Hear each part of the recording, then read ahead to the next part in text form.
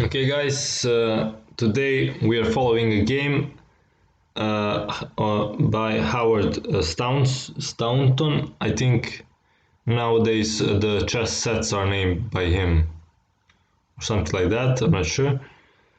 But this is a nice game. It lasted 14 hours and it was significant for some reasons. For I don't know, it brings positional level a little bit higher. Without further ado, d4, d5, c4, queen's gambit, and e6, e3, and now c5. Symmetrical position. Knight c3, developing a piece, knight f3, knight f6, knight f3, and bishop e7. And I like bishop e7. A lot of people do bishop d6, but that's more of an aggressive stance. But I think more in general, bishop on e7 is better because it's protecting the king. I don't know, maybe this knight also is gonna be pinned in the future, so this bishop is here to protect that also. I don't know, overall. Okay, move on. Bishop d3, on the other hand, this bishop should be on d3 instead of e2. On d3 it is here with the queen going after h7, going after the king. b6, trying to develop this bishop because this bishop has no future. Here maybe he can go here and here, but okay. And also supporting this pawn a little bit. Castle, b3. So pretty symmetrical position. Only these bishops are differently positioned. Bishop b7, and now takes. So the reason for this capture is to block this bishop.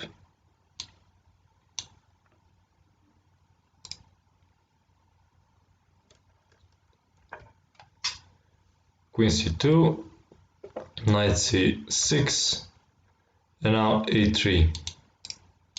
Not allowing this, because it would be really nice for black to exchange this bishop. This bishop is really one of the strongest pieces, white pieces, and if we exchange it for the knight, then we're probably gonna have an advantage. a6, also preventing some of the jumps from this knight. Maybe we wanna put the queen on c7, so we don't want to be harassed by this move.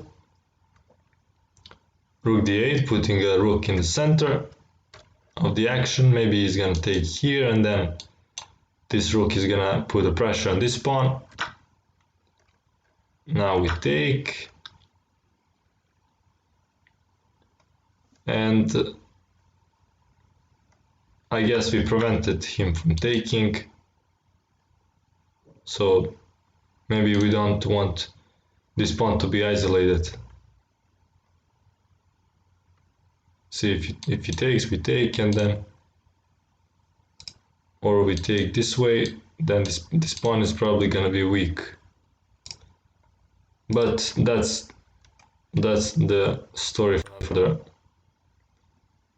another time.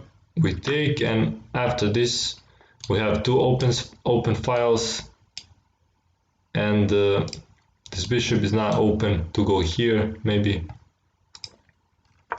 so we prevent that. It's a nice move. And also this knight does not have to protect this point anymore because there is no pawn there.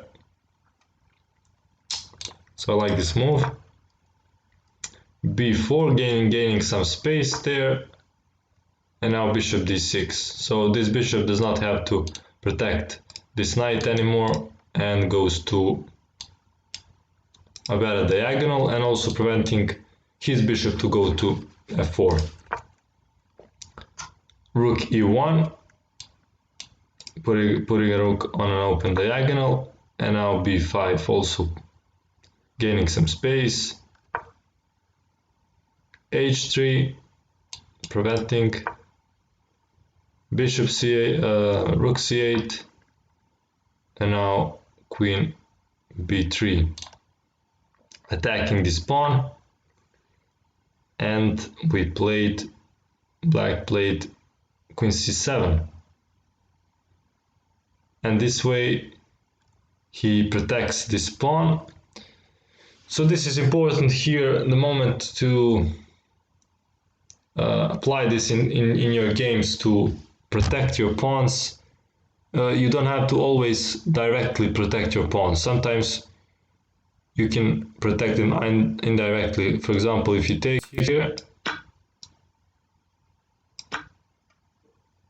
you can take here, and then you're gonna win this bishop or exchange it, and also you want a pawn back. So by playing queen c7, you actually protected this pawn. It's not good for him to take it. Okay, bishop d2, and now queen b6, just playing around with the queen a little bit, putting a pressure on this pawn now. Bishop e3, and now knight e7. So basically this knight wasn't doing anything here, so we are trying to reroute it to some better place. It's always a good thing to do to improve the position of your pieces. Rook a to c1, and now this is Kasparov said for this move that it's kind of strange. The purpose was probably to push f5 and to start an attack. Now queen d1, I guess, prevents that, because if you go here, now he can probably do something like this. Then, I mean, it's not, I guess it's not too bad.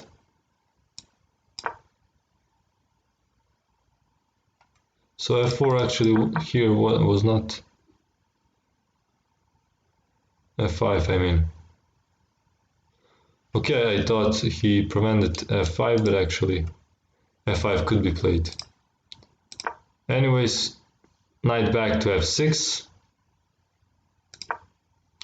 and knight h4. Knight h4, I'm not sure what's the purpose of this move.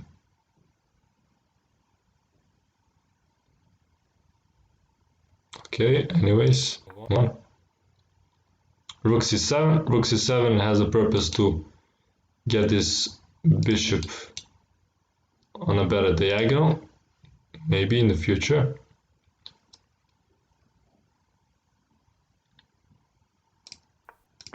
I'm really interested. What is this move? Yeah, he wants to go here, but it's not a good move to go here. As it happened in the game, he actually went to f5, but it is not really a good move. Okay. Now, also this is interesting moment in the game. White maybe is gonna sacrifice here, and you should try to calculate if it is good for white, and maybe you have to defend against that. So the black player decided to defend that, but in kind of a weird way.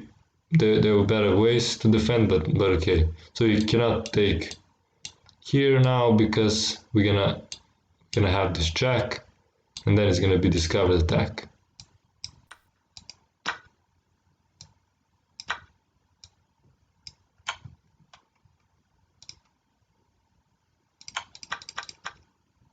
Okay, the game continued.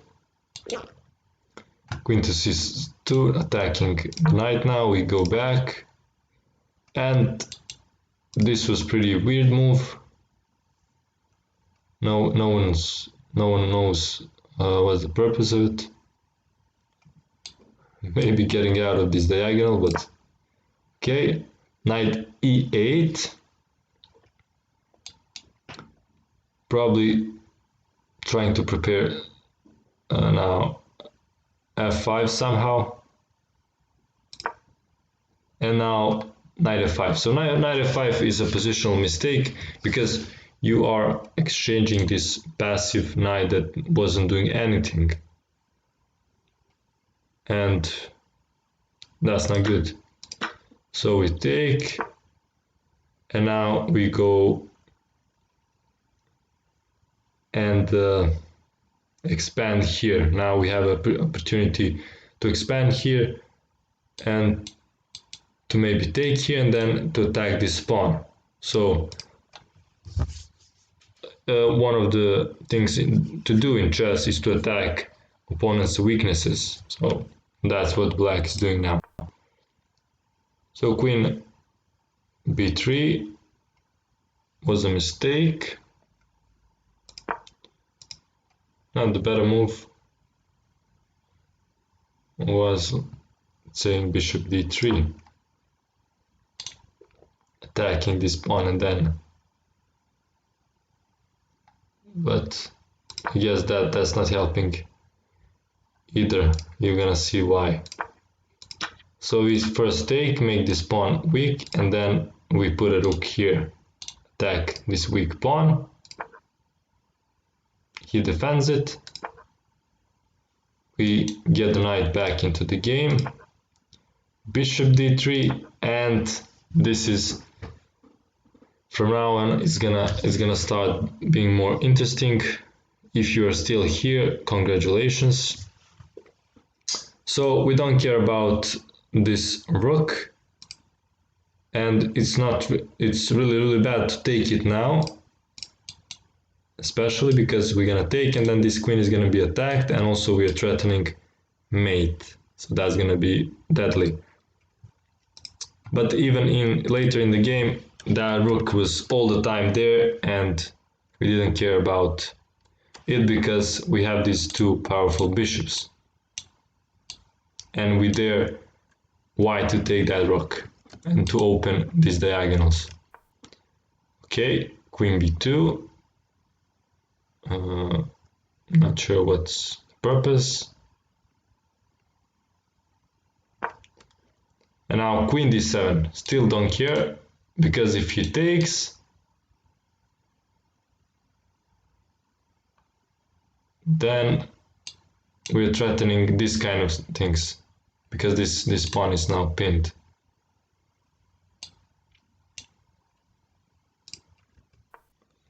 He moves out of that, and knight h5. The Kasparov in the book is saying that knight e4 was probably better, just putting the knight into the center and starting the attack that way. But knight h5 also preparing this. I guess it's not bad. Queen d2 and f5. Now f4 from now on also black is gonna be in a big advantage, because this is a serious mistake, serious positional move, serious positional mistake, because light squares are gonna be really weak, as you will see. Knight g4, knight g3, bishop takes. Finally, we open the diagonal, light square diagonal, queen b2, now rook f6. Also instructive maneuver to go here, as we have seen in the first game. Knight c3, and now knight e4. Okay, so we want to exchange this knight because this knight is really not going, is not doing a lot in this kingside attack. So we want to exchange it, and this knight maybe can protect against kingside attack. So that's why it's good to exchange it. Now protecting more g2, and now attacking more g2. And now this is a mistake because we are gonna get an exchange back by this move. Rook there, we of course take, and now queen e7 attacking this pawn. Queen b2, and now we could probably have taken here, but I like this move a lot better because we are protecting against the pin and also attacking this bishop, putting a rook on the open file also. Okay, king f2, rook e4, attacking f4 pawn, queen a2, trying to penetrate here. Now king f7, it wasn't the best way. We had this move and we had this move, so those two were better. I was thinking, so here to take would be a mistake because he would have this check and then this move. So he would attack both this and this pawn. That wouldn't be ideal for us. So always try to keep your opponent's counterplay under the control.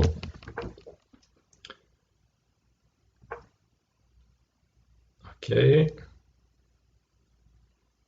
protecting that pawn, queen b7. Now we are protecting against this queen going here somewhere, and also putting a queen here so we can penetrate on the light squares.